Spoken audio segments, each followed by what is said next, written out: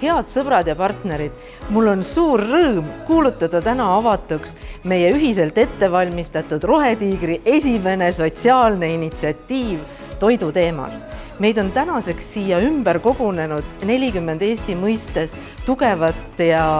vaprat organisatsiooni ja me kõik koos asume seda teemat lahti arutama, igaüks oma nurga alt. Ja järgmise 2 kuu jooksul hoiame seda teemat siis Eestis kenasti üleval, et iga eestimaalane suudaks selle tagajärjel oma kõrvade vahel lahti mõtestada toidu tähtsuse ja me igaüks saame aru, et tõesti, iga sibul loeb ning Rohetiiger omalt poolt lubab, et me hoiame seda initsiatiivi kenasti turvaliselt üleval teie kõigi jaoks, oleme teie jaoks alati olemas ja